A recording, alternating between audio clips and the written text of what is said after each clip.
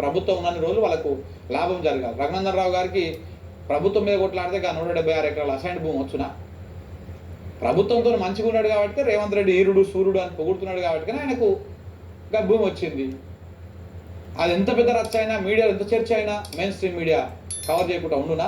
ఒకవేళ మంచిగా లేకపోతే ఆ హంగామా చేస్తుండే. ఇలా ఎంత చర్చ అయినా కానీ కనీసం చర్యలు తీసుకుంటున్నారా? ఇటు బీజేపీ సపోర్ట్ చేస్తున్నారు, అటు రేవంత్ రెడ్డి సపోర్ట్ చేస్తారు, ప్రభుత్వం సపోర్ట్ చేస్తారు. ఒక కమిటీ లేదు, ఏం లేదు. ఏదో తాత్కాలికంగా ఆ స్థానికంగా ఒక కమిటీ వేసేసి ఎంఆర్ఓ తోటి చేతులు దులుపుకున్నారు, అయిపోయింది. అందుకే ఇప్పుడు మరి రాజాసింగ్ రాజేసినటువంటి ఈ చిచ్చు ఇక్కడితో ఆగిపోతుందా, ఇంకా పెద్దగా అవుతుందా, ఏమవుతుందా తెలియదు. కానీ ఏదేమైనా రాజాసింగ్ ఒక బాంబు అయితే వేల్చిండు. బీజేపీలో దొంగలు ఉన్నారని, ఆ దొంగలంతా ఒకటైరని, ఒకవేళ నన్ను సస్పెండ్ చేస్తే ఈ నోటీసులు గిటీసులు సస్పెండ్ చేస్తే మీ భాగవతం అంతా బయట పెడతాని. మరి భాగవతం అంటే దందాలు, సెటిల్మెంట్లు, వ్యవహారాలు, ఈ రాజకీయాల కోసం ఏ రకంగా వాడుతుంటారో ఇవన్నీ బయట పెడతలేము. మరి చూడాలి రాజసింగ్ వ్యాఖ్యల పట్ల మరి బీజేపీ అధిష్టానం ఎట్లా స్పందిస్తుంది, రాష్ట్ర నాయకత్వం ఎట్లా స్పందిస్తుంది, రాజకీయాలు ఎలాంటి మార్పు జరగబోతాం.